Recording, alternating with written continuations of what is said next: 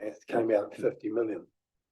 That's what I come out once I started to allocate allowance for stormwater, building, trying to offset the costs of moving through private ground, acquiring properties because they have to be acquired to move the thing. Just a really rapid assessment told me that that was a lie. Not a mistake, just an outright, basically, lie. And that's why when it comes down to approving funding without a complete set of plans, to be able to evaluate whether that's the best and correct option is not an option for me, unfortunately.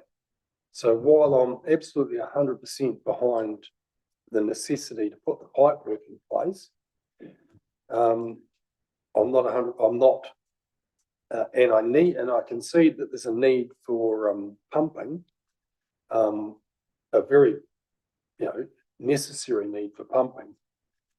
I can't support this in the entirety. I can support the pipework, but not the rest. Thank you, Councillor Hingston. I get you get to go up and just move the motion there. And I have the same reservations as expressed by Dave. I thoroughly agree with protecting Westport and the flood walls and the outlets. I'm just not convinced that the degree of analysis and specialist assessment is there for us to approve something of this magnitude. That's the problem I have. I mean, I, like everybody else here, want to get Westport protected. Flood walls up, outlets working, pumps as many as we need out there, but I can't go ahead with option 3 in all good conscience, because that's committing ratepayers to a lot of money in the future. And yes, we may be able to transfer the liability or debt over to the CCO, but that'll just come back in the form of higher water rates. Okay. Thank you, Councillor. Councillor Sampson. Yeah, I concur with the last two speakers. And, this council's come in stating transparency. We want to be transparent, and to even consider going out without consultation is just not on my books at all. So the cost is one thing. I think it could be probably fine-tuned better, but just going along with the previous two speakers and the word transparency, I cannot support that motion. Thank you. That's 3 speaking against the motion. Councillor O'Keefe. Okay, well, I can make an amendment to my motion. I was trying to do in the first place. Would be option 3, proceed with the 8 million project and co-funding arrangement without consultation, on the proviso that staff come back to us early 2026 with more information and cost after procurement. Jess. Just to comment on that, we will have to do that. So that is, we can't award a contract for this magnitude without coming to council to accept it. So that would work fine for us. Councillor Berry. I still won't be supporting the motion without consultation. I think that option 2 is probably the better option for us, because we do need to conduct the immediate work. And while we undertake further consultation with our community, because this is a decision that I think needs to go to the community, it allows us to conduct the work that needs to be done, the outfalls, and I get in most of our eyes are an essential part of the wall. The disappointing thing is that actually when Regional Council looked at planning a wall, you would have hoped that they planned in the appropriate outfalls and the pumps as part of that project, and that it got rated in the correct way it should be rated. So won't be supporting yours, Tony, but I would be putting forward option 2. Anybody else? Councillor Curnow. Yeah, well, just speaking as the secondary of the motion, I have pleased to hear Jess, as you understand. I think there are times as councillors. Speaking the seconder of the motion, thanks, Jess, for your clarification. Look, I think there are times as councillors when we have to make really hard decisions, accepting the fact that we have been elected to do so. And we've heard today that there are significant risks around the consultation process and that we might miss out on the co-funding arrangement with Kanoa. And that to me is a risk that we would need to be very, very wary about. Yes, there'll be people in the community who criticise us, but for not going through a full consultation process. But there are times, as I said, when while we listen to the community, we understand community opinion, we need to be able to make those decisions. Bearing in mind, of course, that staff will be coming back to us with additional information early next year. So you support, I support motion. seconding the motion. Councillor Reynolds? I'll be speaking against it. Again, I don't think it should proceed without consultation and firming up.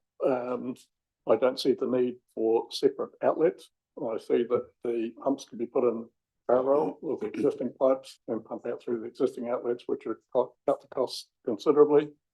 I would like to see a consulting engineer in the hydraulics of the volume of water to be pumped, because I'm aware that we're talking about 110 millimetres falling over the whole of the town, which will cause problems in the low-lying areas.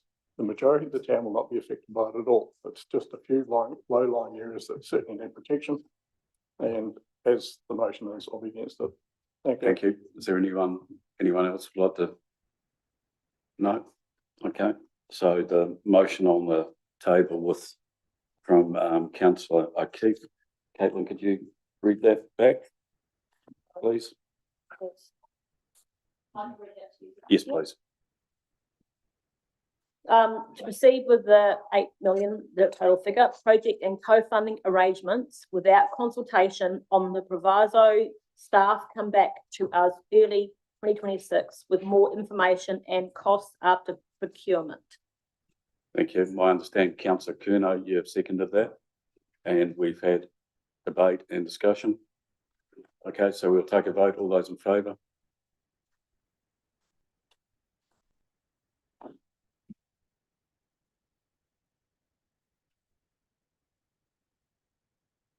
Okay, those against?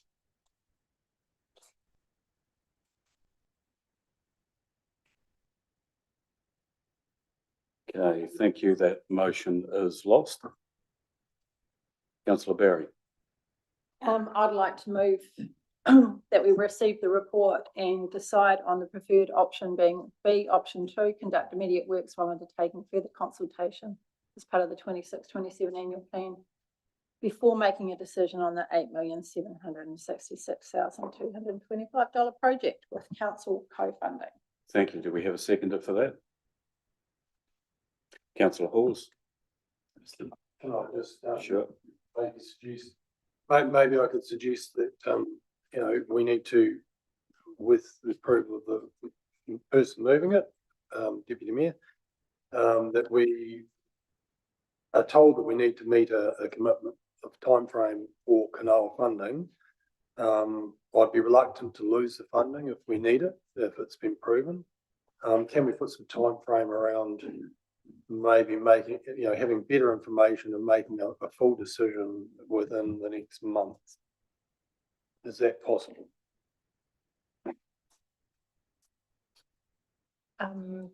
Probably, Oh, sorry, Jess, and then councillor Reedy. we would need to come back to council with the consultation document for approval. But the council document, we'd I probably, think I've got a time frame in here somewhere.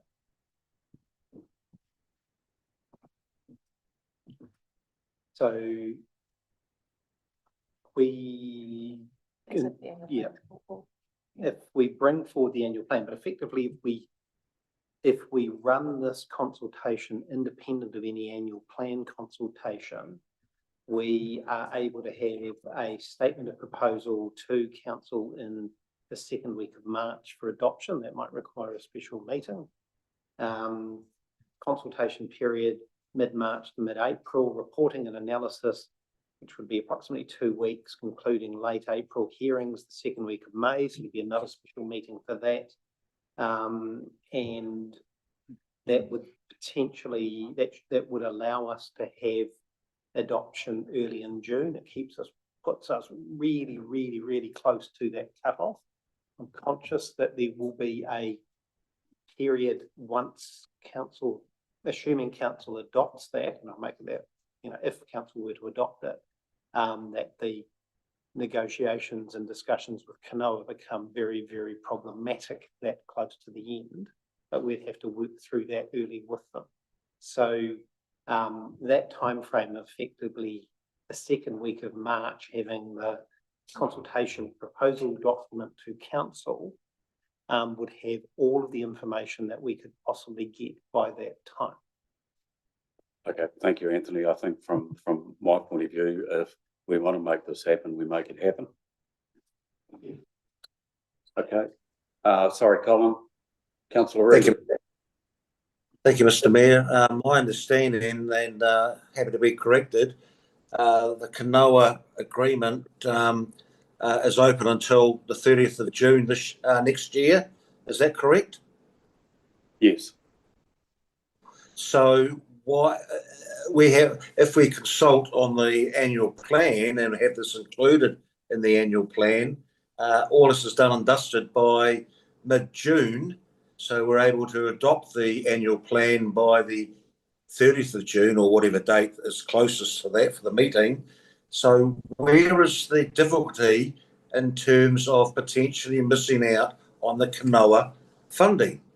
We've got till the 30th of June, and with our timelines, we should be able to meet the 30th of June, depending upon what the outcome is on the consultation. And we all agree, basically, that we need some sort of work involving the stock banks.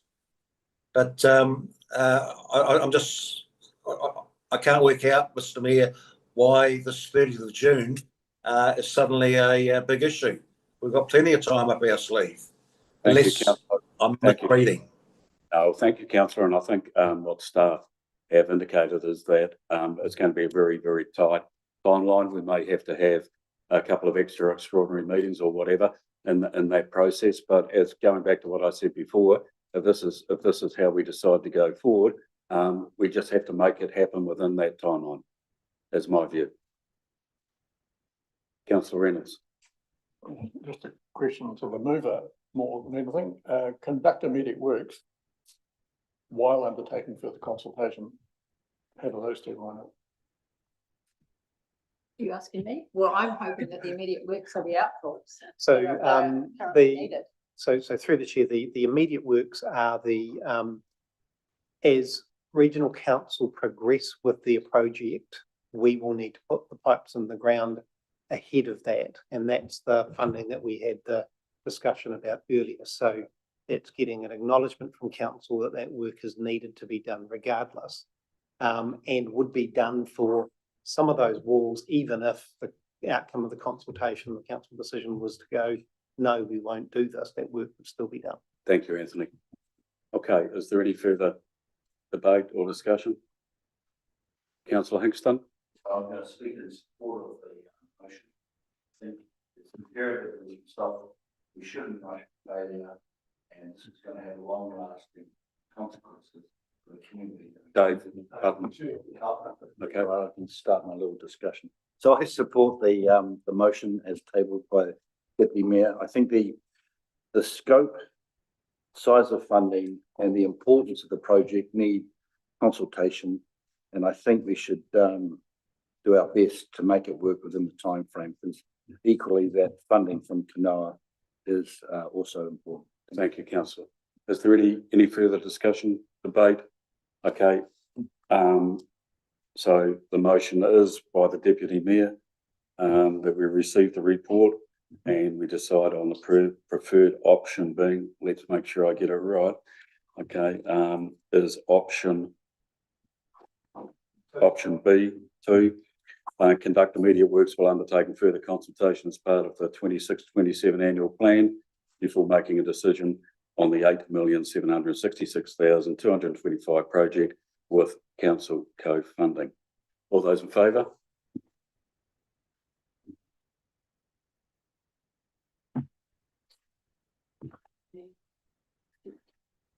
Those against? Thank you, that is carried. Okay, we've had a look at the agenda because we've got some, sorry, yeah. Okay, we're mucking around with the agenda here, so I'll come back to that. Okay, note 3, notes that options 2 and 3 are expected to have a total cost of $8,766,225 with Canoa funding $5,271,735 and council funding $3,494,490. Do I have somebody to move on that?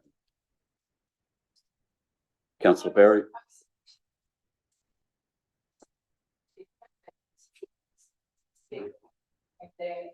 Council funding line on, I think we should be saying like up to, council funding up to. Because Correct. The project could be less, so up to is a. Are you proposing that as an amendment? Okay, as a seconder? Okay, seconded by councillor Hawes. Is there any discussion or debate? Okay, we put that to the vote. All in favour? Those against? Colin?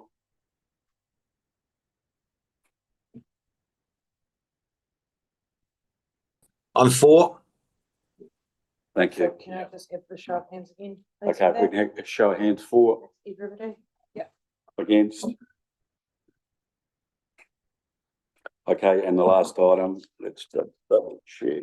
Item 4 notes that should options 2 and 3 be approved, the council funding of $3,494,490 will be loan funded with the expected impact on rates by funding interest, principal repayments, depreciation, write-offs of $186,906 in year 1 of the project, $323,813 each year from year 2 onwards, and assuming 3.5% interest rate over the 30-year loan period. Can we insert that up to? That's an amendment. That's an amendment, councillor. Yeah. Okay, is there a seconder? Councillor Barry, any discussion? All in favour? Against? Okay, thank you. That's carried. And the final item, number 5, delegates the chief executive to determine the loan structure should a project be confirmed. Okay, motion by councillor O'Keefe. Do I have a seconder? Councillor Hawes. Any discussion? Councillor Reynolds. Councillor Reynolds. I'm just concerned about the figures all being organised around a 3.5% interest rate, when I know that in the long-term plan, or was it the annual plan, that the rate being charged to for district ratepayers for a targeted rate for separating stormwater and wastewater is 6%, which is a huge difference, particularly on the term of the 30-year loan. So I'm concerned about the 3.5%, and this clause leaves it open to be whatever. So the figures are liable to creep up on the stated ones. Councillor Hingston. Push the button, thanks. I was just wondering if the CEO could give us an outline of what his proposal is for the loan structure.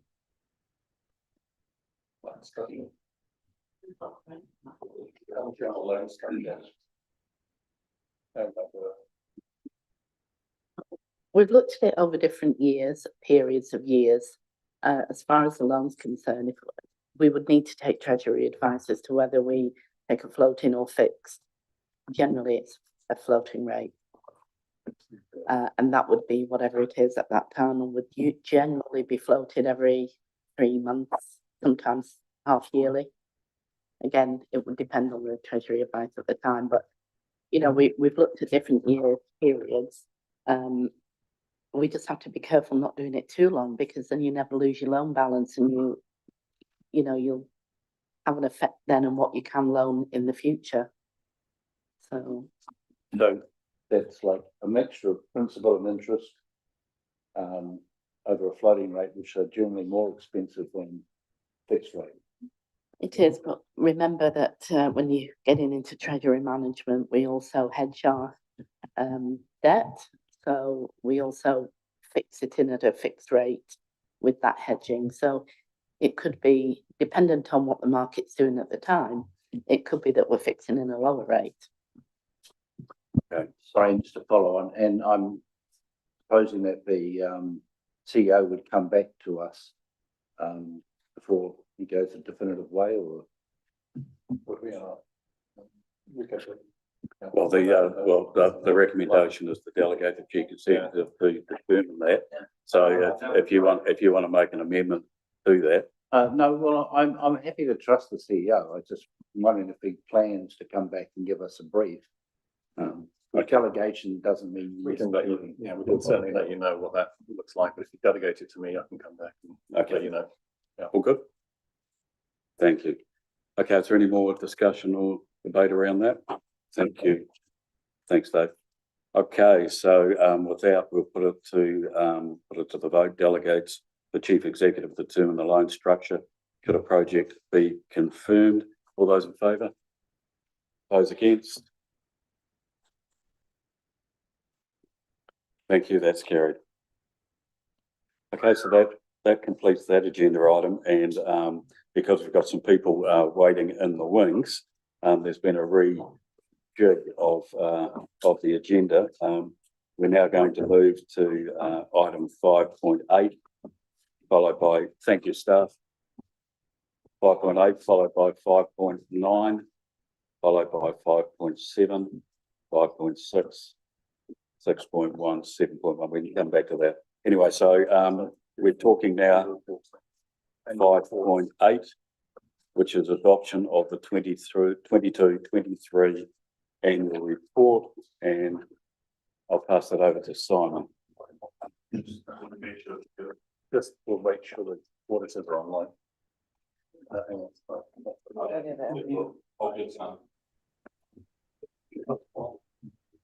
Okay. Good afternoon, gentlemen, and welcome. Afternoon, everybody. Afternoon, Stuart and Brendan. So I was just going to do the intro to the report and then maybe hand over to yourselves for comment. Is that all right? Yeah, getting nods. Okay. So just a reminder where we are. You don't need reminding already. This is the first domino of our late annual reports that we need to knock over. This report should have been adopted on the 31st of October in 2023. And we're obviously in breach of our statutory duty under the LGA. And as far as I'm aware, we're the only council in New Zealand in the position of having 3 outstanding annual reports. The 2 questions I've been asked several times by councillors and others are, is our 23 annual report compliant with the LGA? And the answer is yes, it is. It does meet those LGA requirements in part 3 of Schedule 10, which says these are the things that should be included. Why a disclaimer? So obviously Ernst & Young will talk a little bit about that later. They haven't expressed an opinion on our 23 annual report because we haven't been able to provide the information to them to their satisfaction in terms of audit evidence. But that highlights what we already know. The 23 and to a degree the 24 report was due to poor practice, poor record keeping, poor systems, clunky financials, and a clunky financial system. The PMO report and the findings from that make it abundantly clear that we've embarked, that those issues were there, and we've embarked on that comprehensive action plan, which has been reported up through RAG over the last 18 months. We have implemented all those actions, and we have a completely new team. So none of us want to be around this table today adopting a 23 annual report with a disclaimer. However, we've inherited these issues and we need to deal with the consequences. It needs to be adopted. So what will happen if we don't? We will remain in breach of our statutory duty under the LGA.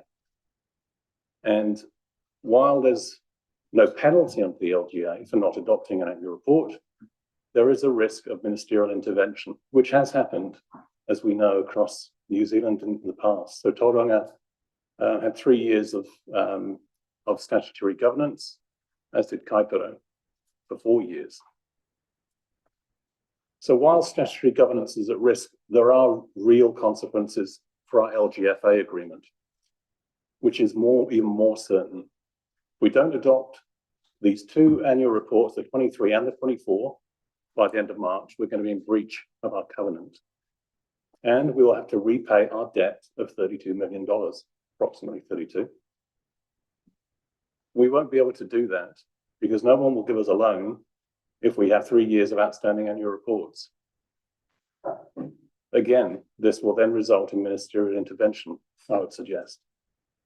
So the advice from staff, our legal advice, which you've had circulated today, and our audit partners is consistent.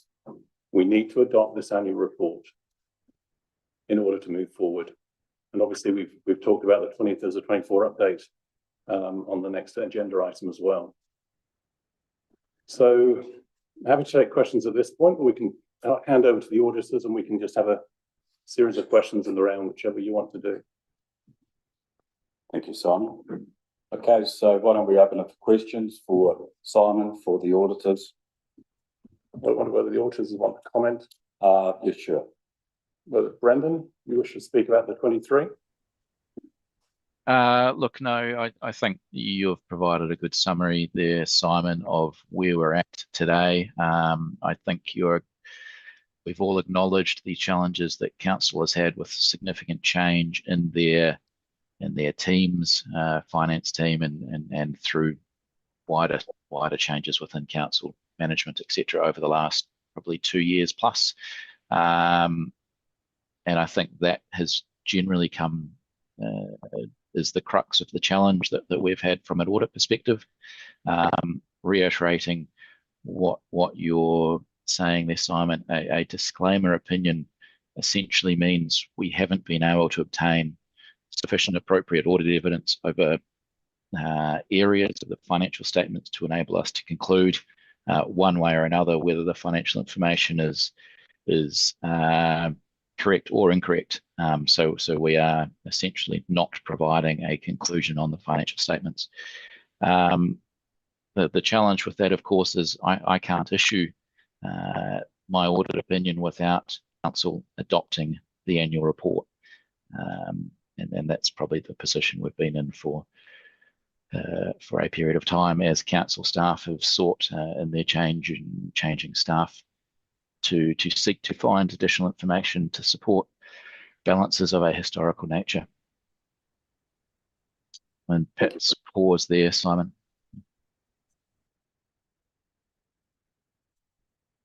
Councillor Hawes. Thank you, Mr. Mayor. Look, heard all that our Chief Executive has said, and I would like to move recommendation 1 through 5 be accepted and enacted on, and so that we can proceed to move forward. And I'd like to speak to the motion if I can second it. Thank you. Councillor Kuno. Yes. Okay, Councillor Hawes. Yeah, look, this is the last year. This report relates to the last year in which I had a seat at this table, only a part of it, a short part of it. But and it's interesting, and I just wanted to add it into the equation that the year before we had an unqualified report that showed, and prior to that we'd had a series of improvements that have been identified that we've worked through progressively. So you know, a house doesn't fall down in one day, you know, through neglect. So something else has obviously happened here, and we all know what that is. We all know the flooding implications of a massive change in staff. The fact that staff that were working in finance teams, etc., some of those were impacted by those floods. Their own homes were flooded. We lived through that period after February, and so look, I'm happy to move this. I'm happy to move on, because I think the group around this table are well positioned now to deal with the next 3 years and make sure that we get things right going forward. We take advice, And we work together to give that assurance back to the community and also to put ourselves in a better place in 3 years' time and not be stuck 3 years in the past. So that's why I've moved the motion. Thank you, councillor. Councillor Rutherford. Your seconder. Oh, sorry. Councillor Hall. Yeah, completely concur with councillor Hall's comments. I know there are very strong feelings out in the community. Just walking up and down the main street, going to the pub, I'm being approached by people urging me to vote no. But really, there is nothing to be gained from that course of action. We need to be able to move on, as councillor Hall said, and of course, there's a great deal of risk involved in voting no, and for what purpose? It appears to me to achieve nothing. And as the reports from our staff say, there are no perceived advantages from voting no at all. We have to move on. Thank you. Councillor Rutherford. Thanks, Mr. Mayor. Look, before I vote on the motion, I'd just like some clarification, perhaps from our audit team. It's sort of maybe crossing over a little bit into the next agenda item, but my understanding is that an annual report provides data leading into the following year's annual report, particularly in regard to the financial position, and that the closing off of a given year carries over to the start of the following year. My question is, if we adopt the plan, do our auditors acknowledge and have confidence that those numbers carried forward to the following year, i.e. 23-24, will be adopted as being correct? Thank you for the question. So I'm Stuart Mutch. I'm responsible for the 2024 annual report and will be responsible for the 2025 annual report, at least the audit thereof. So you ask a very pertinent question. And so the reality is that following the provision of a disclaimer opinion, there's obviously concerns around the integrity of the financial position that will be adopted as at 30th of June 23, and that will have an impact on our opinion in regards to FY24. Our objective, and we've explained that to management, our objective is that we will seek to issue an opinion on the year ending 30th of June 24. It will more than likely have qualifications in regards to the income statement and the statement of changes in equity, i.e. the movements through the 23-24 year. But the objective is to express a more positive opinion in relation to the balance sheet at 30th of June 24, so that we can establish a firm base for the reporting on FY25. With a situation where you've had a disclaimer opinion, it does take time to come back from that, because we have not had any further information to suggest that we would go back again to the 23 balance sheet and reassess that. We are focused on the 23-24 financial year. Thank you. Okay. Thank you. Thanks, Phil. We've got Councillor Hingston and then Councillor Barry and then Councillor Reading. Thank you, Mr. Mayor.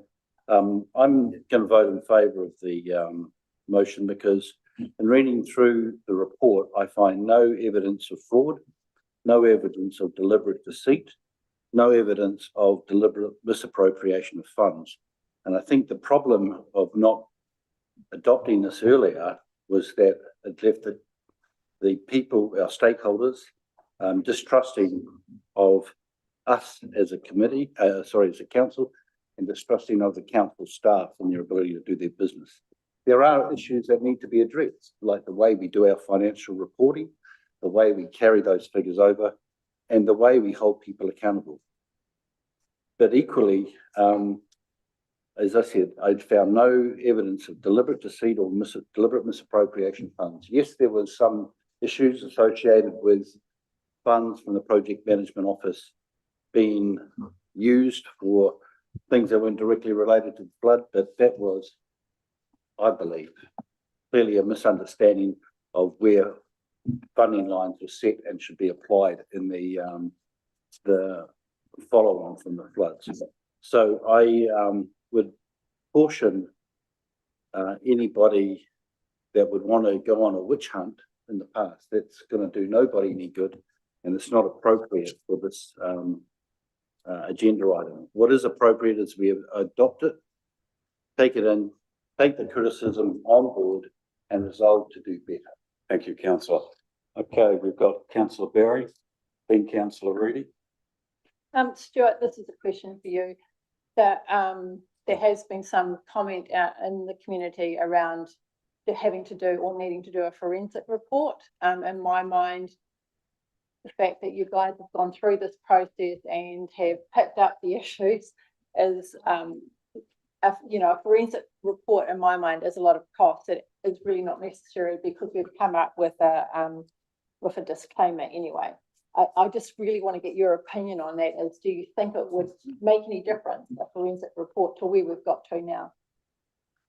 You may or may not be able to answer it. Well, I don't think any further forensics work on the FY23 year would change the position that we suggest is going to be adopted. In regards to FY24, I can say that the finance team that is supporting our audit on FY24, most of them were not present within that financial year. They are investigating anything that we ask questions about as they support our audit. And so essentially you've got two teams looking over the financial records for the year ending 30th of June 24, and with a desire to correct and identify any matters of concern or problems. So a forensic report is focused on something where you think that there has been inappropriate actions. We're focused on looking to ensure that your financial year 24 financial reporting has as much strength and integrity as possible. Thank you. Okay, councillor Reedy. Thank you, Mr. Mayor, and hello, Brendan. Good to see you again, and thank you very much for the work that you've undertaken. I hear, Mr. Mayor, some of the arguments put forward, and I agree that we don't want to harp on about what happened in 22-23. However, as we all know, we have to adopt a report. The report does not, it just says to adopt an annual report, and it also has to be audited. It doesn't say that it has to be a positive audit, a favourable audit. And in this instance here, Brendan has declined to provide a positive audit.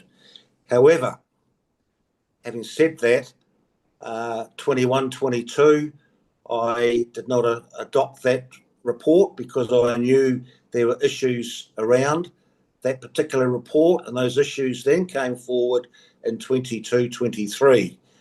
Now, while things may be getting sorted out at the moment, the most important thing in terms of the legislation is such other information as is necessary to enable an informed assessment of the operations of each entity reported on, and that, of course, is clause 29. Now, at the moment, when I read those accounts, I'm unable to provide an informed decision on anything there because I agree with Brendan. We've got a mismatch between OPEX and CAPEX. We've had we were informed way back when at least 200,000 plus sitting in work in progress that should not have been in there. And at the moment, I'm still not comfortable with the balance sheet or the P&L bottom line. So I, as a result, will not be adopting the annual report as has been provided because I cannot trust the numbers that are in there. And it seems to me that the auditor, in this instance, Brendan, has also had issues being able to identify those numbers. An annual report, Mr. Mayor, is just that. We should be able to have some confidence in the numbers that are there. And at the moment, I agree with Brendan. We do not. I personally do not have the confidence in those numbers. Thank you, councillor. So why, just say, why then should I be adopting a report that I have no confidence in? Thank you, councillor. Councillor Sampson. Yes, I've been there all the way through it, and I should feel a bit vindicated, but I certainly don't feel happy at all. I'm disappointed in the report, but for goodness sake, everybody said it. What is going to be achieved? If you can't get figures, you can't get figures. And those people responsible have flown the coop, so let's just move on. Thank you. Councillor Brendan. A question to Mr. Mutch. Can we rely on the figures? In regards to the 2023 annual report, I think Brendan's summary covers that adequately, and that is why we are intending to issue a disclaimer opinion Right, so in regards to FY23. The second question and the last one is, do you know of any other council that has adopted an annual return such as this with a disclaimer? I can't recall one myself. I'm not saying that there hasn't been, but I haven't witnessed that in recent memory. Thank you. Thank you. Are there any other questions? Okay, with the motion has been moved. 1 through 5. Discussion on that or? I thought we just had. I thought we just had it. Against it. Okay. I see great risk in voting to adopt it. Some say there's a risk in not. If I was the Minister of Local Government at the SACA Council that had councillors that voted on an unreliable document, the ratepayers have paid for this. There's disquiet in the community. There are rumours in the community that something untoward certainly did happen, and some of those people have been employees of council. So to me, the risk is we're committing Harry-Carry, because we could have a Minister of Local Government says those people are irresponsible, because we have a responsibility to see the figures are presented. Okay, so there's a difficulty that people have not presented them. They did in the years before, then there's a period of time when they didn't. It's easy to get a disclaimer to avoid an adverse opinion. You just don't provide any figures. Then it becomes a disclaimer, which isn't quite so bad. So I'll be voting against it because the public won't change. I don't want to set a precedent, because what do we do with next year's one if it gets the same thing? If we adopt a annual return with a disclaimer and you have another year and another year, do we adopt that as well? I don't think we should. I think if we adopt it, we have an abdication of our responsibility. So I came here today to listen, to see if there's some good reasons not to vote for this resolution, and I've heard none. Moving on isn't good enough, because what you're saying is, let's sweep it under the rug so we don't see it, move on. Then your report for us carries a disclaimer of audit. It's not a minor qualification. The auditor's been unable to find reliable information within it to determine if the accounts can be relied upon. So it's unreliable. But I'd like to go back to Simon's advice of a month ago when councillors were asking for a copy of the unaudited reports, and he said, they're no use to you until they are audited. Adopting the annual report is council's form of assurance to the public that the document's trustworthy. A disclaimer says we cannot give that assurance. To adopt it anyway would be misleading to our ratepayers, so I'll be voting against it. Thank you, Councillor. Councillor Barry and then Councillor Hawes. Adopting a report with a disclaimer is not sweeping it under the carpet. It is a report with a disclaimer. And we are all upfront about that. And from what Stuart and Brendan said, that we are looking at 23 and 24 with qualifications. I think that's kind of what you intimated, that won't be with a disclaimer. And they have also stated that our staff have been working really hard with them to make sure that the processes going forward are appropriate and they give councillors the confidence they need. If we don't do this, we do not move forward. We are adopting a report with a disclaimer. That is it. We know the processes were not great. In fact, they were pretty poor. We also know that things have improved. So I will be voting to Thank you, accept the councillor. report. Councillor Hawes. Yeah, as the mover, I'd like to take the final chance to have a word on this. I can quite understand why the angst lies out there, and I can quite understand councillor Reynolds being reluctant, but the reason I moved this is because there are huge financial implications to the district, potentially, that can arise out of this. And the district and the ratepayers need to be clear that this decision is in their benefit. This decision is not against them. This decision is favourable to them.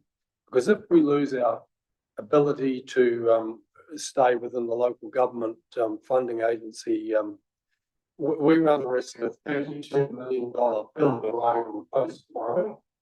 And that $32 million bill means we have to borrow money elsewhere, and we'll have no option to borrow money elsewhere.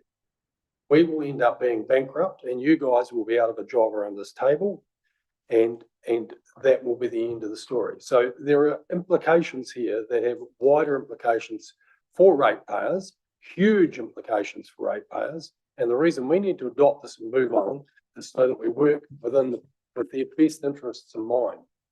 We don't do these things lightly. We don't do these things to grandstand. We do these things because they're necessary.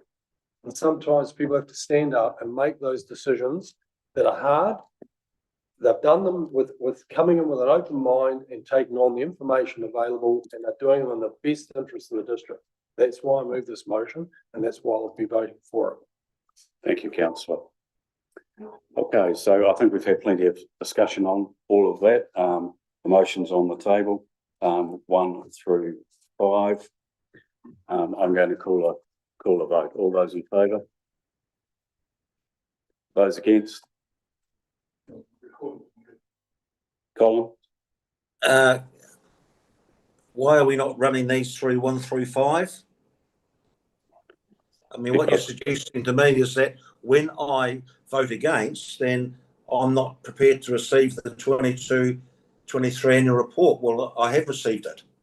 Okay, my understanding with the motion. What I'm trying to say is that I'm not adopting it, which is number 2. So what you're suggesting to me is that 1 through 5. Yeah, let me clarify. May I have one individual, please? Okay, thank you. Let me just clarify that. The motion that was put on the table, Caitlin, can you bring that up, Dave? It was 1 through 5. It was 1 through 5. Councillor Reading. Yes. Point of order. Yes, councillor.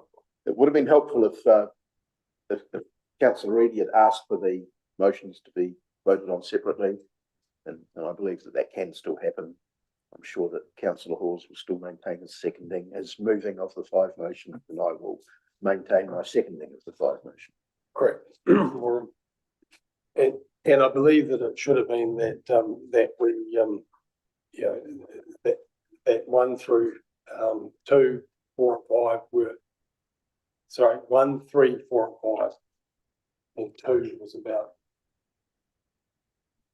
received today's information. Oh, councillor, can I ask you to summarise it again? Put the motion Well, on the table. Yes, he's quite right. Councillor Reid is quite right. The report says adopt the annual report for the year ending 30th of June. For instance, 22-23, not. I'm sorry, it is 23. So we're just repeating it. Okay, so where does that leave us? Well, we're right. 1 through 5? Yeah. What's that, sorry, Chair? Okay, just repeat what I said. If I believe, and under our standing orders, that if any councillor requests for a motion to be voted on section by section, then that shall be the case. So I believe, Mr. Mayor, that you just have to call for a vote on each of the motions. Okay, thank you. Okay, so we'll do that. Thank you, councillor Reedy. Okay, so we'll call for a vote on the draft recommendation 1 receives the 2022-23 annual report and the 2022-23 annual report summary. Moved by councillor Hawes. Seconded councillor Sampson. Curnow, sorry.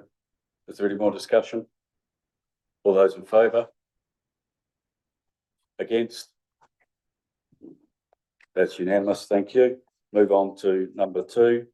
Adopts the annual report for the year. Okay. Adopts the annual report for the year ending 30th of June 2023. Moved by Dave Hawes. Yeah, that's seconded. Seconded, okay. Okay. So we take a vote. All those in favour? Against? Thank you. Sorry, that was name recorded. Sorry. Yeah, thank you, Colin. Okay, number 3 notes the net surplus for the year. For the those that do me for me. Notes the net surplus for the year is $3.79 million. It's been moved, seconded. All those in favour? Discussion, please. Okay. Yes, Colin.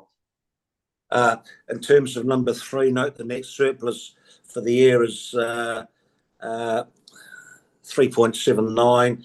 I would like to see that actually say notes the net surplus for the year is reported as 3.79, because we know that there are a number of issues in terms of whether or not OPEX has been included in the balance sheet. So it's only an estimate. That number has not been proven, and I'd like to see it as reported as or recorded as rather than is 3.79. Councillor Hawes. Okay, we're happy to accept that. No more discussion. Okay. Okay, thank you. Thanks, Colin. We take a vote. All those in favour? Those against? Okay, thank you. That was unanimous. Number 4, receives and notes the auditor's report on the annual report. Okay, that's been moved by Dave Hawes, seconded by councillor Curnow. Is there any discussion? Debate? All those in favour? Those against? Thank you, that's unanimous. And number 5, authorises the Chief Executive Officer to make any necessary minor amendments and corrections to the annual report that may occur prior to publication. That's been moved by councillor Hawes, seconded by councillor Curnow. Is there any discussion? Councillor Reedy. Thank you, Mr. Mayor. It could be my eyesight, but I normally in an annual report, one sees contents. I don't see a contents page in this annual report. That's not a minor amendment. That's quite a major amendment. So is my eyesight poor, or am I correct? No contents page. I'm sure we can do that. No, I'm sure you can do it, but I don't think it's a major change, councillor. We can do that with a minor amendment. Well, I disagree, but never mind. Okay, thank you, councillor. Okay, is there any more discussion, debate? Okay, all those in favour? Those against? Were you in favour or against, Colin? My hand went up in favour. In favour. Okay, thank you. Yep. Paul? Abstain. Okay, thank you, everyone. That was item. Let's just make sure we know where we are, Simon. So that was 5.8. We're now going on to 5.9. Okay, 5.9 being the update on the 23-24 annual report. Mr. Salmon. Kia ora, councillors, and thank you to Brenda and Stuart for joining us online. The purpose of this paper is for Stuart at EY to give us an update on how the 23-24 audit is progressing. Now, obviously, previously we had said that we would be looking to adopt the 23-24 in this council meeting this afternoon. So apologies that that's not been the case and we won't be able to meet that. However, as I said earlier on at the briefing session, we are looking to put an extraordinary council meeting in the 11th of February, noting that the Chief Executive and the Mayor have still to approve those dates. Following that, Stuart has provided us with an audit plan for 24-25, which we do need to have adopted by March, or we will be adopting in March, as we have outlined previously to you as elected members. So happy to take any questions on it, but I will pass over to Stuart to give the update he was going to provide this afternoon. Okay, thank you. We've got a question first from Councillor Reedy. Is that for Mr. Salmon? No, the question will be for Stuart Much, please, if I can. Thank you. Di? Yes, Stuart. Hey, thanks, buddy, for that. Just on your page, on your where we're at for the 23-24, your page 3 on your report, 593 in the agenda. On the right-hand side, we've got current year audit differences. And it says on here, we have identified a number of, full stop. Just wondering what you've identified, please. Look, apologies for that as a typo, and I've spotted that, so I acknowledge that. So we have, we are undertaking our audit at the present time in regards to the 30th of June 2024. We have found a number of audit differences, and we are working with management to correct those as we go. They're across a range of different areas, and in some instances, the reconciliation of balance sheet positions do need tidying up in regards to the 30th of June 24, and so management are considering those and making those amendments as we identify them, with the general course of action of basically trying to get the 30th of June to 24 balance sheet to as good a position as possible prior to your adoption of that annual report. So under the areas that there are a number of areas, we've provided feedback on the whole annual report, on the first version of the whole annual report, and management have taken much of that into consideration, but it wasn't quite at the state where we wanted to put to reach a conclusion today. One more, please, if I may. Yes. I think one more, if I please. Stuart, your page 12, agenda page 602. At the bottom, it says, based on our inquiries and audit procedures, we did not become aware of any fraud or illegal acts during our audit. That's how a matter was addressed. So that's your page 12. Were you, are we on the same page? I believe we're on the same page, yes. Okay. Now, were you provided with the PwC internal audit report that was produced April 2025? That particular report, internal audit report, was based on January 24 through to, I think from memory, November 24. So it covers the last 6 months of the 23-24 audit. So have you been provided with that PwC internal audit report? I am not in a position to be. Yeah, I have not received that yet. We have not completed our audit.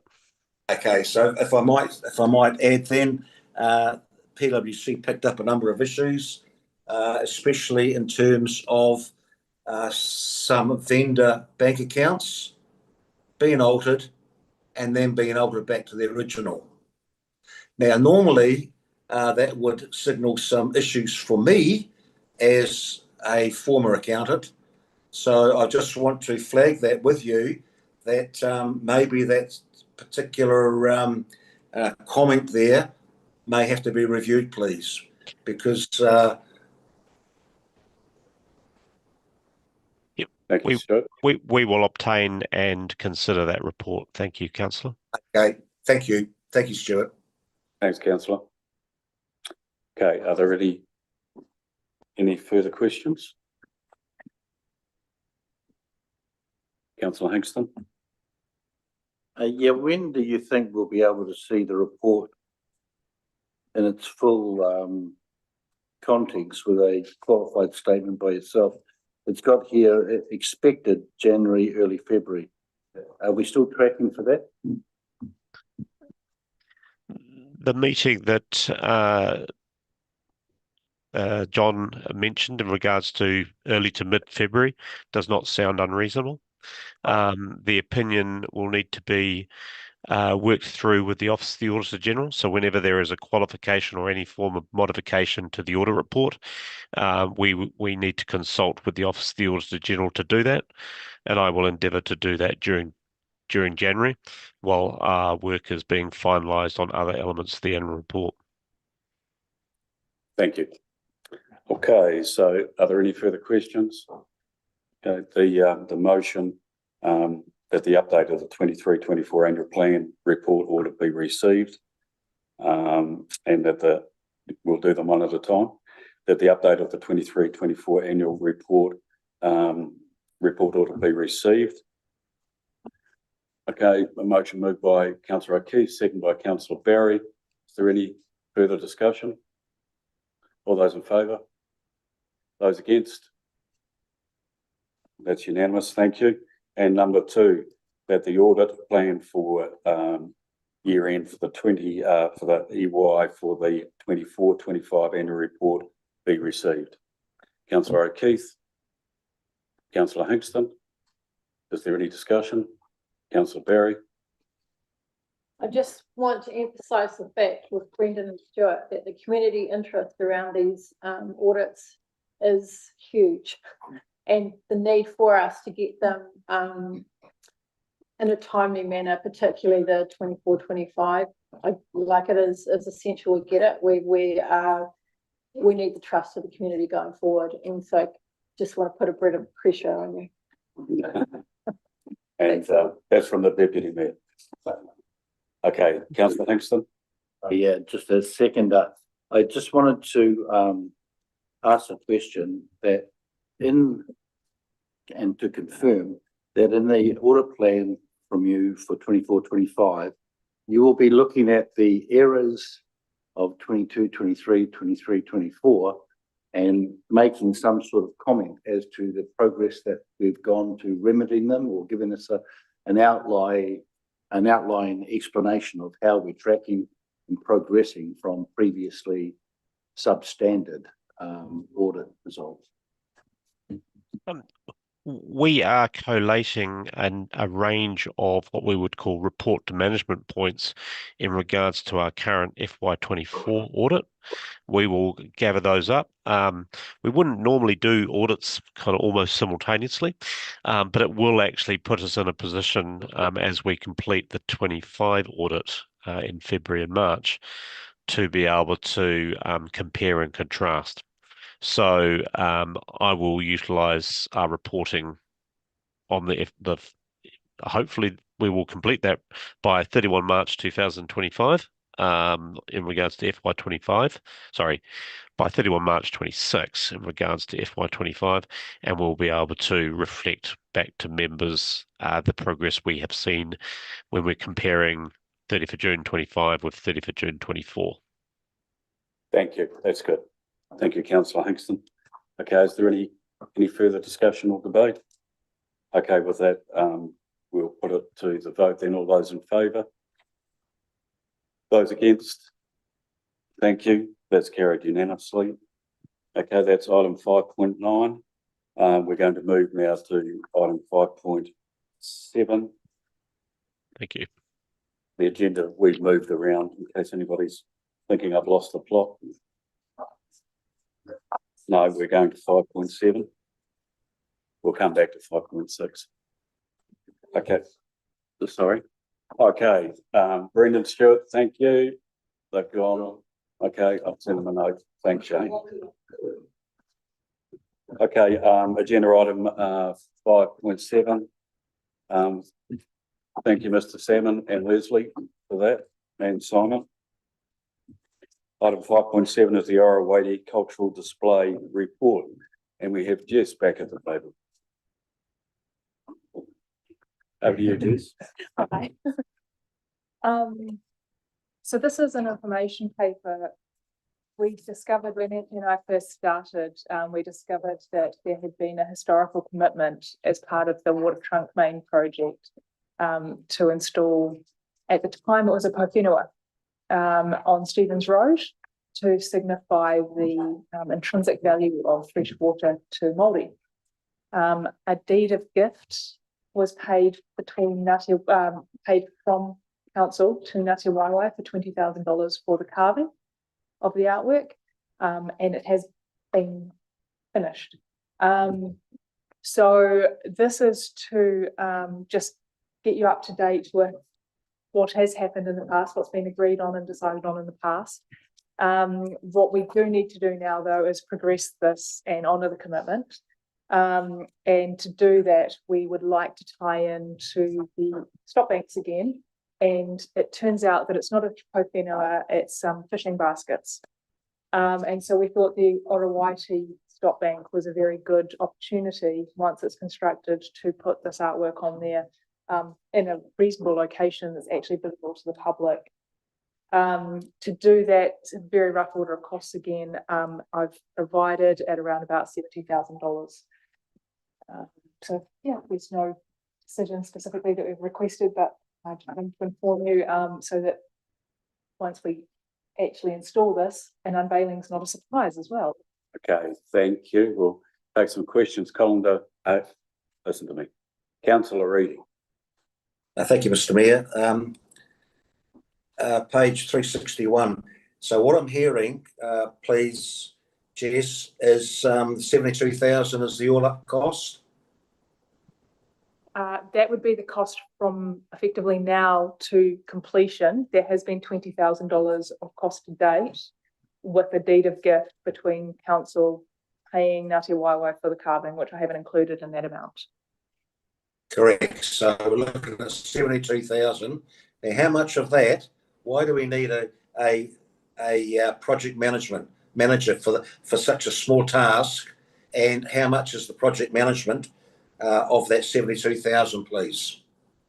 From memory, the project management was about $10,000, and for this, I realise that it might appear to be a small task, but trying to coordinate it in between the unveiling ceremony itself and the organising of that, logistics around installation and getting design details incorporated into regional council stop banks does take a little bit of time, and so that would be the bulk of the project management in this case. So what I'm hearing is 50,000 then for the timber platform and baskets and that, 50,000. And also interpretation signs to tell the story. B and C. Yep. Okay, thank you. Thank you, Councillor. Councillor Rutherford. Yeah, thanks, through Mr. Mayor. Look, similarly to Councillor Reedy's questions, if we have a figure of 72, you must have a really good idea of you've said management, timber. I'd like to know the numbers exactly that you've calculated for these various aspects of the project. You must have that available. Yep, absolutely. I can send those through. Send them through? Yep, I don't have them on me right now, but I do have them available. Okay. Councillor. Yeah, and one further question. You're identifying that the funding's available because of an underspend. Had this project not proceeded, what would happen to that underspend? There's a paper around the Waimangaroa water supply for RAC that talks to that, and at the moment what we had gone to RAC with towards the end of the end of this year recently, was that when there's an underspend, the money stays in the activity class, so in this case drinking water for Westport, with the intent to then offset future rates. That needed more clarification through RAC, so I think that would be best placed to be handled, respond through that paper. So some follow-up question then, if this wasn't to proceed, there would be a positive impact on future rates for our community? In reality, I mean, technically yes, but given that this is a loan funded project, it's not the 0.25% of rates that you might be thinking about. It's the impact on that over multi-years, which is the funding for the water supply project. So the actual impact on rates is, to use a technical word, minuscule. Thank you. Councillor Sampson? I heard the words Waimangaro and water, which rings alarm bells, because we're still waiting for a report. There's no possible way that that's coming out of the Waimangaro water, is it? No, Because no. they have been rated specifically, I say overrated. The report that we've been asked to develop in more detail does talk to how to handle the underspend of these projects. In general. This is funded from the trunk main projects entirely, yes. Yeah, it's just we're doing that work. Water and that's when alarm bells ring. Jess is doing the work on that other project, which will explain how an underspend is dealt with. And we'll get that at the next round. That's the intention. Yeah. Thank you. Thank you, Anthony. Rosalie? Councillor O'Keefe? I'm happy to move draft recommendation 1 that the Orowati Cultural Display Report dated 17th December be received. Thank you. Seconded by Councillor Barry. Is there any further discussion? All those in favour? Those against? Collins. Okay, thank you, Councillor Reading. And that's unanimous. Thank you. Oh, sorry? 4. Well, we'll do it again. That's right, everybody. Okay. Thank you. Okay, we're going to go to item 5.6 on the agenda now.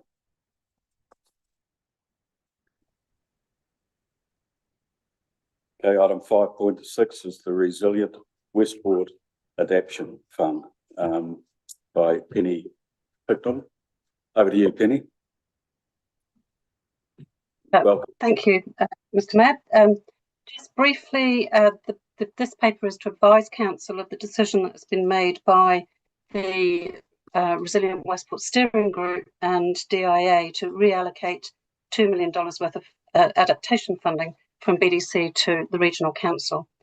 When DIA allocated the original funding in September 2023, there wasn't really much discussion between the two councils, and the $2 million was put into BDC pot, but it wasn't drawn down at that point, whereas other funding that BDC had was actually drawn down.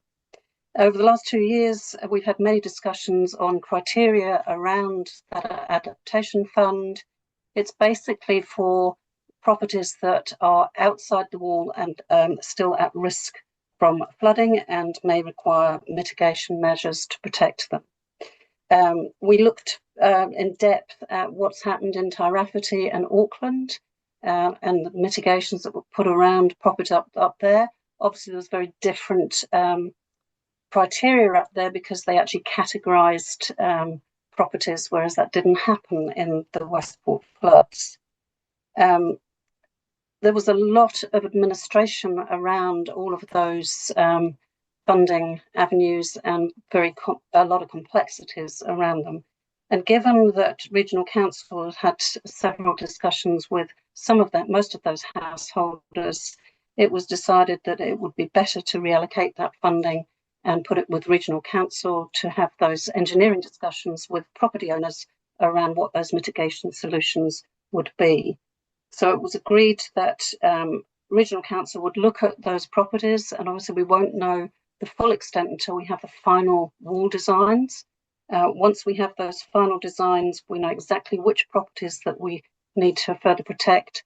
A paper will be taken to Regional Council to discuss how that $2 million is then divvied up.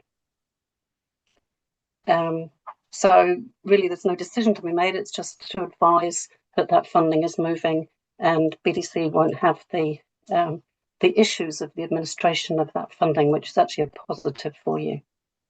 Thank you, Penny. Any questions? No question?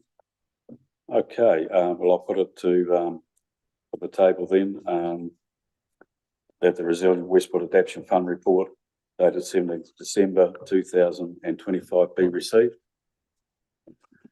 Okay, moved by councillor Hingston, seconded by councillor Reynolds, or councillor, I'm not sure who got that one. Okay, any further discussion? All those in favour? Okay, any against? Okay, that's carried. Thank you. Thank you, Penny. Thank you.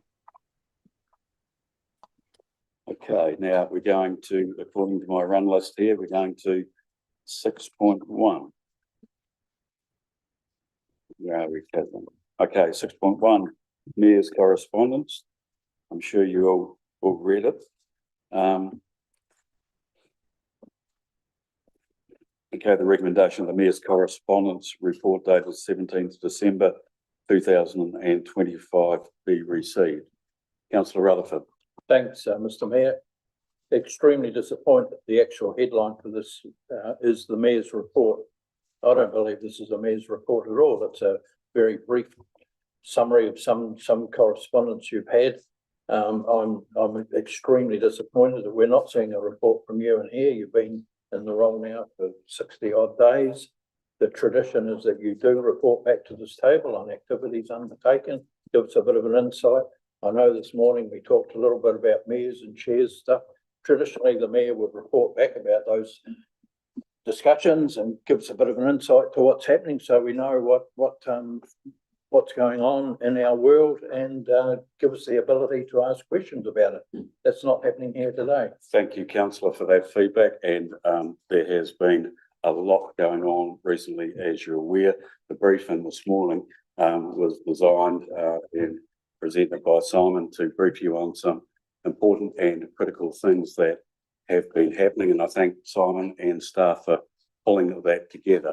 I can assure you from next month onwards, there will be a report, and I'll endeavour to provide feedback from the likes of mayors, chairs, and the iwis and other things I attend in a different fashion that might have been the case with the last council, and that will start next month. Councillor Webb. Just following on from that question, so the information that was shared in the briefing, that obviously was public excluded, is that going to be made public? Because like Councillor Rutherford said, usually it would go in a public agenda, so then the public can see. So you've said you've shared information in a briefing that was public excluded. So that was my kind of question earlier on, like the difference between a briefing and a workshop. If you're discussing things that are agenda items, surely that's a workshop and should be open to the public. That's a fair question. So these aren't agenda items currently. It's just really briefing on MCI to bring council up to speed as part of the induction process. But there is a process around a public workshop which we'll do in the new year, which fell out of that discussion this morning. But it was really part of that induction process for the new council around MCI and how that works and what's currently being discussed. So in terms of what the mayor's just saying that he discussed it in the briefing instead of putting it in his report, are you going to put it in the next report what you discussed today? We can do that. I'm still becoming familiar with how mayors, chairs, and iwi are working. I'll take some advice on that. But I can assure everybody around the table and who are watching online, there's nothing being hidden. It will be transparent, and what was reported back today was a briefing really to say, well, there's a whole lot of stuff going on. Here are the headlines. We're trying to get ourselves organised, and we'll start pulling that all together. Councillor Hingston. I have a few questions. There's some question time. There's all the correspondence. Button, Dave. Sorry. All the correspondence that's coming. This is the first time I've seen it, and had any sort of discussion. I mean, did you consider to involve us in some of these things? The office of the mayor, I know it's addressed to you, but they really sort of sit with the council as well for discussion. It's the first time I've seen it, like updating local war memorials to recognise contemporary NZDF service. Did you respond to that? And did you think maybe to ask some of us about how we feel about it? My response to that is that I'm always thinking about how I can get you guys more and more involved. Now we've got a structure in place and we can move on. You can be assured that where there's something that we can put out there, not necessarily me, but the staff, to get you guys involved in. That's what this is all about, as far as I'm concerned. Councillor O'Keefe, you had a comment?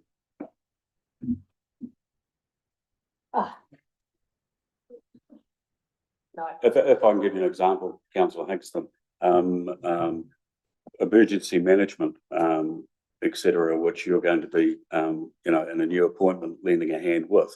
When I get something on that, I put that out to you. Likewise with TTPP, the other day, something came in, I put that through to Councillor Rutherford, and we're trying to actually get an efficient and a streamlined system where we can distribute this stuff, depending on what area you're working in.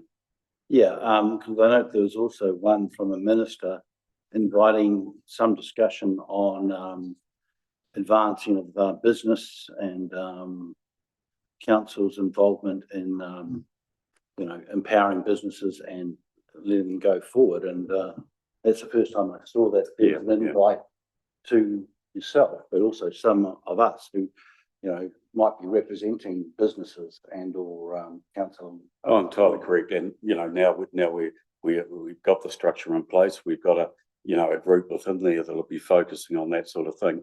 We can start bringing all of that stuff to your attention. I can assure that as far as that's concerned, I certainly haven't progressed anything. I'm sure that Paul Zanin was probably made aware of that when it came in. He's been doing a lot of work over the last few weeks on some of the things that we've looked at. But I take that on board, Councillor, and Councillor Rutherford too. Are there any other comments? I'd like to move it on. With respect, Mr. Mayor, I'd like to move a motion that we don't accept this Mayor's report. I find the Mayor's report not fit for purpose. It's not a report. There's not one there for a start. And the correspondence is filled with, I believe, errors of judgment in discussing the items with us. And also, I'm looking for indications that you had discussions with ministers. So I put a motion forward that this report not be accepted, as I believe we owe it to ourselves as a council and the public at large to be better informed. And I don't believe this Mayor's report is fit for purpose. Do we have a seconder? We have no seconder. Well, Councillor Curnow. I was going to second this motion, Mr. Mayor, but I accept your assurance that there will be a full report in future. And I would like to see some rationale from you as to how you're going to handle correspondence, both inwards and outwards, in terms of the way that it's communicated to us as councillors. I'm quite happy to do that. Okay, so where are we heading with this?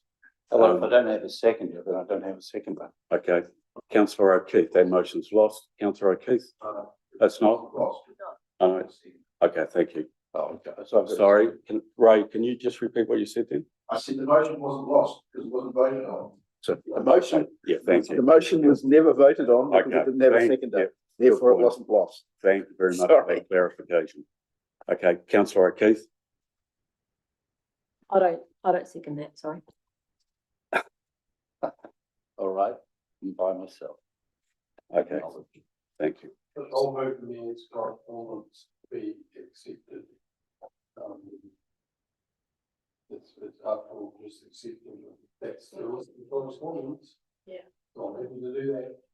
Thank you. Okay, Councillor Sampson seconded.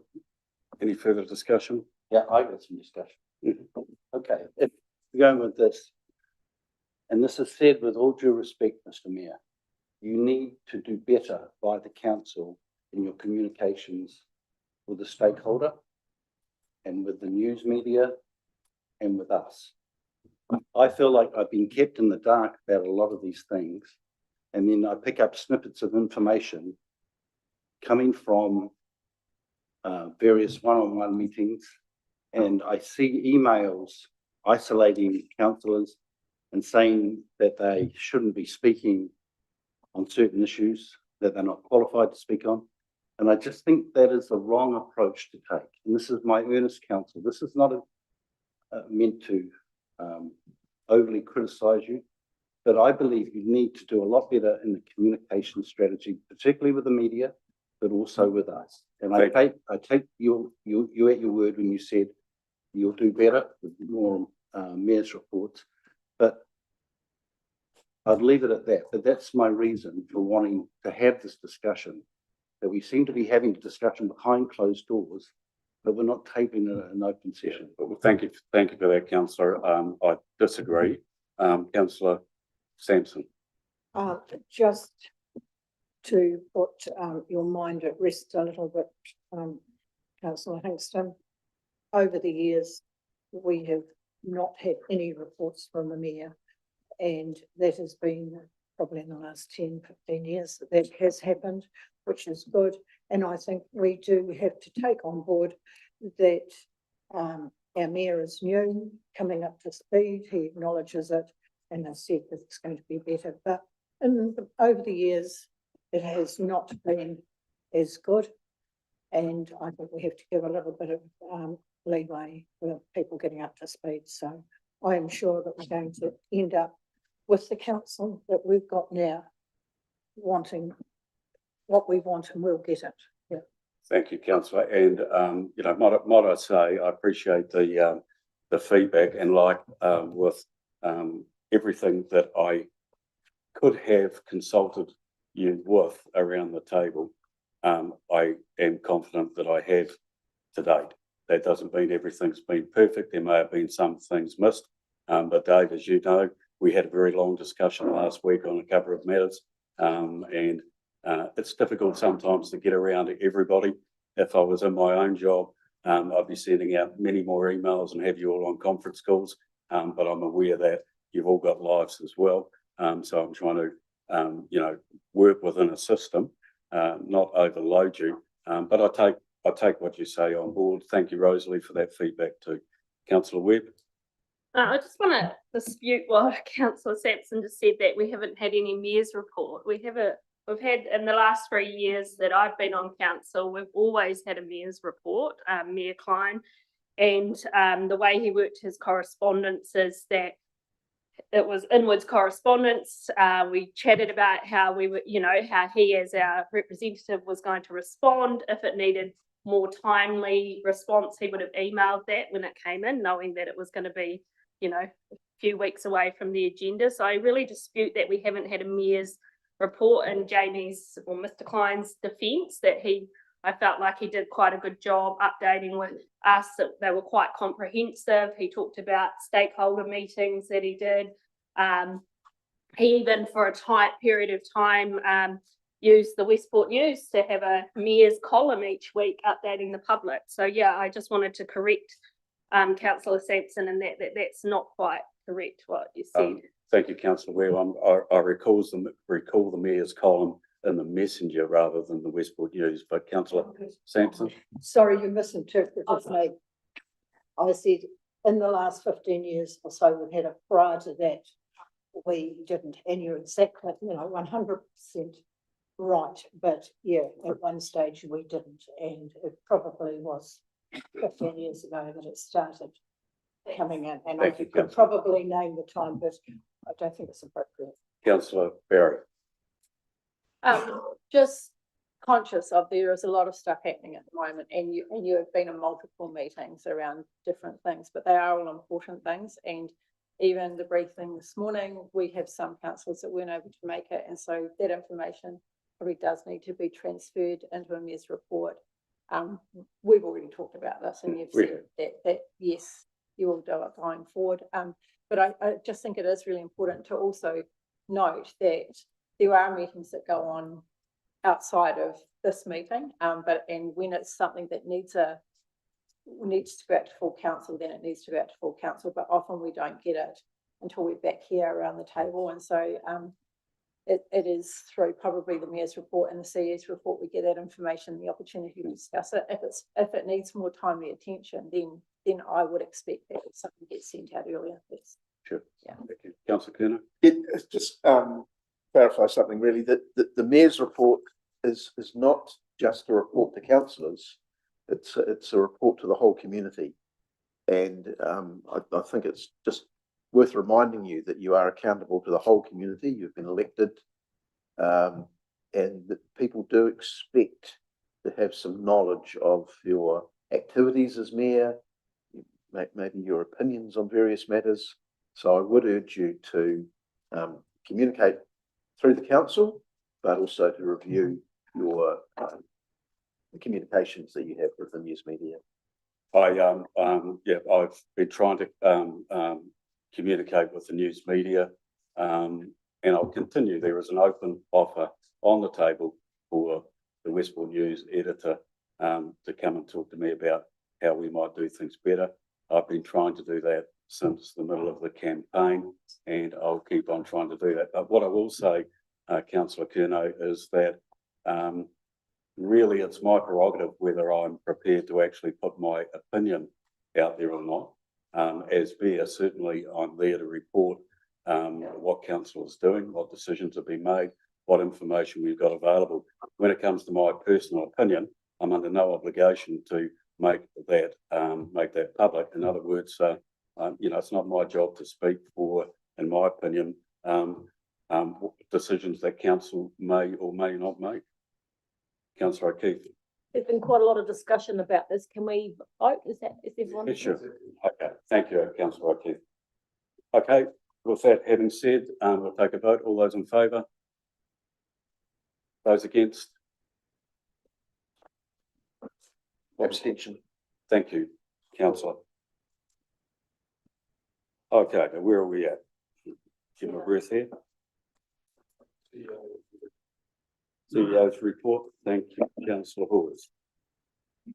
Mr. Pickford.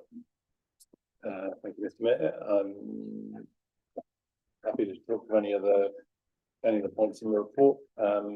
There's quite a comprehensive update on the regulatory function from Simon Bastian, including an update that you'll see about the TTP appeals, which Simon can address if there's any questions around that as well. So yeah, happy to take questions. Thank you. Any questions? Councillor Webb?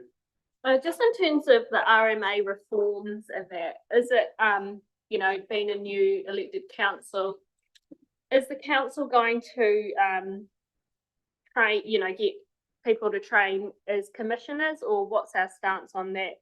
Given that we don't know the reforms yet, but given that it could be a 3.5 year transition period, what's the go on that? It's always good that councillors have a good understanding of the RMA. Obviously that change is coming is going to be quite comprehensive. So I would support any councillor that is interested in gaining more knowledge around the RMA. If there's more commissioners, we have a reasonable suite of commissioners we can call on. So we're not actively hunting new ones, but I do suggest that, particularly when you're talking about TTP representatives or any supporting councillors that are in that space, RMA commissioner training or qualifications is actually a massive benefit.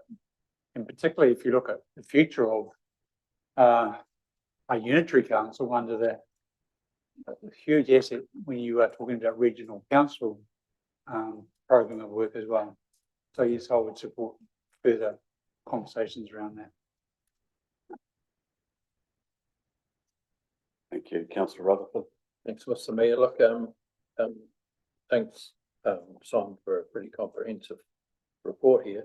A question in regard to the outreach days. I don't want to get into a debate this evening about the value of them, but I note that looking ahead, a review of the structure, frequency, purpose will be undertaken early 26. Who's going to undertake that review? Thank you for your question through the chair. So our customer experience manager who's been doing the days, so she's reviewing that with our engagement manager, which will go to Simon and myself for some feedback. We have had feedback from some of the councillors that do attend those days and other councillors throughout the year prior to this training. So it will be refreshed and also reviewed as to whether or not that's something that we want to continue with. However, although the numbers have been fairly low, those that do come are very grateful for the opportunity and find huge benefit within it. Thank you, councillor Barry. Mine was actually just a follow-on question from the RMA training. It would be good to get some information about it, like the time involved and what would be required for people wanting to do it. Yes, there is a designated course called Making Good Decisions. There's quite an in-depth amount of work that does go into that, obviously, that you have to qualify for. Great news is our planning manager, Chris, has just passed to Making Good Decisions, so she's actually qualified now as well. But once again, I will supply that information to all councillors so they can see what actually is required. There's quite a cost to that as well. It's not a cheap course. And it is quite a reasonable time commitment. Thank you, councillor Reedy. Thank you, Mr. Mayor, and through the chair for Simon Bastion, please, if I may. Page 640 of the agenda, we talk about SharePoint migration. And decisions have to be made to what does destroy, archive, and so on and so forth. Now, a little while ago, we had an archivist working at BDC. Is the archivist still working at BDC? I don't know about the title, but we have an information manager. We have one role within BDC that does that work, and that is her role, part of her role. But she's also leading the SharePoint migration project as well. Thank you. Okay, then. Next point is, next question, information technology. When did that become part of regulatory? That's a good question. I've actually volunteered to support that group while the finance team focus on other activities. Okay, thank you. And just one very, very minor point on page, apologies, page 633, right at the end, internal regulatory business, about the DLC committee members and the training, first quarter 2026, very minor, but when one reads through a document, these little things are picked up. Thank you, councillor. If you look at the page, it says first quarter 2025. It should say 2026. Acknowledged, sorry. Thank you, councillor. Councillor Hempstead. Yeah, I just have a very quick question. Button, please, Dave. Yeah. Sorry, I keep doing that, my bad. And this is one specific question, but it's a sort of for general information. Here under the building and construction centre sector, there's speeds up construction of new homes by reducing numbers of inspections, blah, blah, blah. And I've just got a question about, have we done any sort of so what analysis? For instance, I would have thought that would have translated into lower permitting and inspection costs for developers and builders, which is one of the things we're trying to encourage, more builders and development. Do we do a so what analysis on these things to see how they might impact on us? So the so what analysis is pretty well part of when we set the annual fees and charges every year. So once they've set, they're locked in for the annual plan. We spent a lot of time last year calibrating fees and charges to ensure we have some consistency, particularly across the West Coast, so that one set of developers that are in just out of Punakaiki pay the same as they're going across the river bridge to Freymouth. So those sort of things have done a lot of work in that space. There's still some changes where we're proposing the next annual plan, which is a calibration again to make sure we are doing the right thing in terms of business. As part of the IANZ audit, which has just been completed, we do a strategic review of building as well. So that picks up any future anomalies or future forecasting that we predict what's coming in the future. It's fair to say we're in a low spot at the moment. There's not a lot of activity, but we know there's a lot of developments occurring in the 2026 period, particularly in Reefton. Thanks, and thank you, I think, for a good report too. Okay, who have we got? Tony O'Keefe, Councillor O'Keefe. I move that the chief executive report has been received. Councillor O'Keefe, seconded by Councillor Rutherford. Okay, Councillor Barry. Oh, sorry, just back on page 640, just want to make note of the variance from the digital workplace project, that it's got 9785. I think there's a missing digit off the end. It should be 97858, just a small error, but if it's carried forward, I'd like it carried forward correctly, that's all. Yeah. Noted again, sorry. Councillor Halls, did you have a question? No. Okay, is there any further discussion, questions? Okay, we'll put it to the vote. All those in favour? Those against? Thank you, that's carried unanimously. Thank you, that brings the agenda to an end. We're now going to move into the public excluded section. Oh, sorry.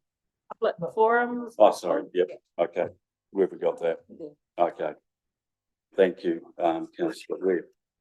Okay, so we had Mr. Smith, Kevin Smith, come and talk to us about Lagoima and issues that he feels he has had over the last 12 months. I might ask Simon in the first instance if he's got any comment to that. Well, just a minute. So I think Kevin said he'd made a Lagoima request through a third party process, which I couldn't quite understand, because we've had no Lagoimas from Kevin since February. So I will follow up with Kevin. So that could be the action if you wish, because it doesn't look like it's been treated. And he did say he hadn't had a response from our Lagoima, which is telling, because it's an automated system. It is, yeah, at the front end. So, but I can, if you wish, I can say that staff will follow up with Kevin to ensure that we capture that Lagoima that's gone missing. If you can do that and let me know, that'd be great. Yeah, I'll let you know. From the other councillors. Well, just a question about Kevin and his request. I just wonder sometimes whether there's members of the public, and Kevin might be an example, where they're seeking information. Is it possible for that information to be provided without going through the Lagoima process? I mean, I'm not sure of how this works, but a member of the public contacts the CEO, Simon, for example, and says, "Oh, I'd like to know about such and such." Does it have to be a Lagoima process? What triggers a Lagoima process? Well, technically, anything can be a Lagoima through any form, but normally, knowing Kevin's questions are usually quite involved and they require financial. So it's to do with the complexity of the questions. Well, if I bumped into him on the street and said, "Tell me when this consultation ends," and I could tell him, it wouldn't be a Lagoima. But if he says to me, "Can you give me the financials and a breakdown how that's being spent?" then I'll treat that as a Lagoima. So it is partly, it is a function of the complexity. And also sometimes you just need to go through the information and redact things which could breach privacy and so on. But we do post Lagoimas on our website as well. Sometimes bit delayed, but any Lagoima request which has, and they will be redacted in terms of who's made the request. But that is public information as well. Thanks. Thank you. Councillor Berry. I think too, like in this case, it was around the dredge dumping in the river, and so quite often it's gonna have to go back to staff for the correct information. And so it probably with questions like that, they probably do need to go through some process. If it's not through a request, then it obviously has to be a Lagoima, I guess. The best way is through that Lagoima email, because there's an automatic acknowledgement, it goes into the system, it's logged and then gets allocated by the person responsible. Councillor Webb. Just a question on that. I know that there was a letter to the editor kind of request and then a, you know, back and forward with that. So can you just clarify, if someone does write a letter to the editor requesting information, and it's passed on to council, is that not treated as a Lagoima? So the way Lagoima works, it has to be made to the agency. So unless we don't do Lagoimas through a third party. So we would, if there's a request for information from the public, it has to come through to the agency, being us, not through the paper. So unless that person contacts us separately. So in terms of this website, FYI, I can see, just doing a quick search, that obviously people have made requests through FYI and they have been treated as Lagoima. I'm vaguely familiar with FYI, but it's not, it's interesting. I don't know. I don't know on the specifics. Yeah, because it says like here, for instance, there's things from the 3rd of April this year that obviously have been requested through here and then answered. Yeah. So that's a third party. That's nothing to do with us. So FYI must be some third party, process. But as I say, the cleanest way and the safest way would be directly through us, not through the paper, not through FYI. Okay. And if someone chooses to receive that information and then puts it on FYI, they could do that. I presume you could upload your own. I think it's through here, and then there's a response from Kirsten McGee. Yeah, but anyway, something to look into, because obviously that's a third party that the council's responded to. It is obviously not integrating with us for whatever reason, and I would say the problem is probably at their end rather than us, because as soon as something comes from Lagoima, it's automatically logged, and I get we review weekly what's come through. Good, thank you. Councillor Keith. If discussion is all finished, I move that we move out of public into publicly excluded. I'd have to do that first. Have to move the public forum response. Okay, I move that. No. Okay. I'll move on from the public forum response. We just. Okay, but thanks, Councillor Keith. Unless there's any more discussion, I think we move on. Okay. Okay, so we're now planning to move into public be excluded from the following parts of the proceedings of this meeting. Agenda item: Regional Maritime Safety Program, procurement exemption, Westfleet Services Limited, procurement exemption, IAF, and the reasons for confidentiality subject to, thank you, waste services tender evaluation. Councillor Reedy. Well, thank you, Mr. Mayor.